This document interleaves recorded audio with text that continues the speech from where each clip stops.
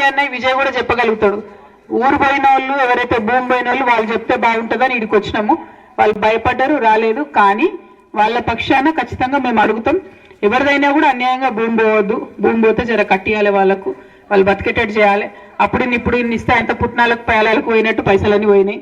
కాబట్టి అట్లా కాకుండా భూమి పోయిన వాళ్ళకు ఉద్యోగాలు, అదేవిధంగా భూమి లేని పేదవాళ్ళు ఉంటే కూడా మరి ఊర్లోకి వెళ్ళి భూమి తీసుకొని పెద్ద పెద్ద కంపెనీలు వచ్చినప్పుడు ఆ పేదవాళ్లకు, భూమి లేని పేదవాళ్ళకు కూడా లాభం జరిగేటట్టు ఇంటికి ఒక ఉద్యోగమో ఏదో ఒకటి చేసే ప్రయత్నం చేయాలి. దానికోసం అడుగుదామని వచ్చినాం, అంతకుమించి ఏం లేదు. సరే అన్నలు రాలేదు కాబట్టి అక్కలందరం మంచిగా బతుకమ్మ ఆడుకున్నాం, ఇబ్బంది ఏం లేదు. ఫ్యూచర్లో అన్నలు కూడా వస్తారు, వచ్చినప్పుడు వాళ్ళ సమస్యలు తీరుద్దాం. ఇంత లోపల మా ఆడవాళ్ళకు ఉన్న అనేక సమస్యలు ఉన్నాయి. నిన్న మొన్న మొత్తం రంగారెడ్డి అంతా తిరుక్కుంటూ వచ్చినాం, అన్ని హాస్పిటల్ చూసుకుంటూ వచ్చినాం. ఎక్కడ కూడా సూది ఉంటే దూది లేదు, దూది ఉంటే సూది లేదు అన్నట్టుంది పరిస్థితి. ఏడ కూడా మందులు సౌలభ్యం సరిగ్గా లేదు, డెలివరీ అయ్యే ఆడవాళ్ళకి సరిగ్గా లేదు.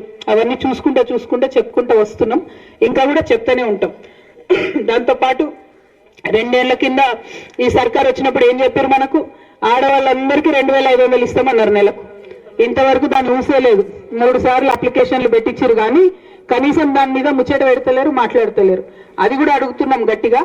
మనం కొంచెం గట్టిగా అడిగితే ఇస్తారు, ఇవ్వాల్సిందే కూడా. ఎందుకంటే 2500 ఇస్తారంటే సరే, ఊర్లలో ఉన్న చదువుకున్న పిల్లలకు కూడా ఏమి ఉద్యోగం లేదు, అవకాశం లేదు బయటకు పోయేది. కాబట్టి మనిషికి 2500 వస్తారేమో అని చెప్పి ఓటేసినాం అన్నాడు.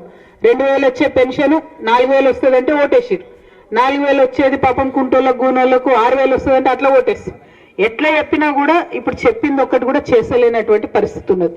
కాబట్టి దాని గురించి బలంగా అడుగుతున్నాం. మేము తెలంగాణ జాగృతి అని చాలా ఏండ్ల నుంచి, మీకు తెలిసి 20 ఏండ్ల నుంచి తెలంగాణ పద్ధతులు, పండుగలు కాపాడుకోవాలని కొట్లాడుకుంటూ వచ్చినాం. ఇప్పుడు కూడా తిరుగుతున్నాం అన్ని దగ్గరలో. తిరిగేది కూడా ఎందుకు అని అంటే, ఇట్లా ఎక్కడెక్కడైతే మోసపోయినటువంటి వాళ్ళు ఉన్నారో వాళ్ళ దగ్గరకు పోతున్నాం. మొండి సమస్యలు ఉంటాయి, కొన్ని పరిష్కారం కానీ ఉంటాయి, వాళ్ళ దగ్గరకు పోతున్నాం, అవి పరిష్కరించే ప్రయత్నం చేస్తూ ఉన్నాం. కాబట్టి ఇవాళ మీ ఎలిమినేట్కి కూడా వచ్చినాం. మరి ఎవరు వచ్చినా రాకున్నా మీ పక్షాన మాత్రం మేము మాట్లాడతాం.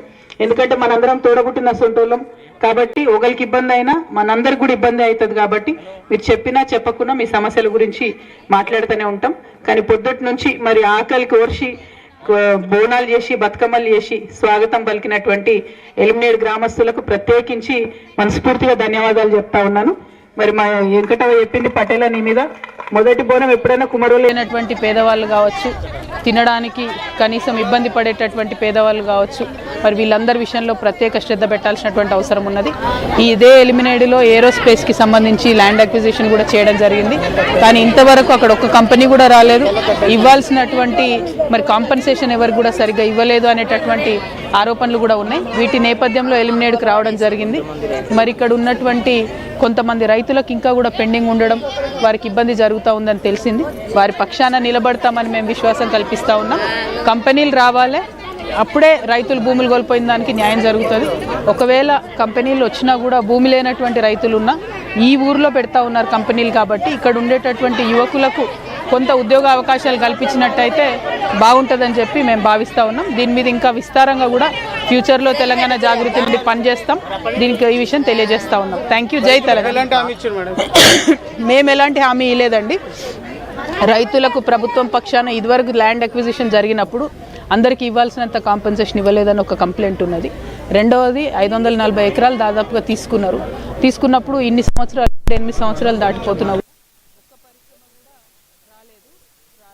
భూమి విలువ ఇప్పుడు చాలా పెరిగింది. అప్పుడు ఇచ్చినప్పుడు భూమికి చాలా తక్కువ ప్రైస్ ఇచ్చి తీసుకున్నారు.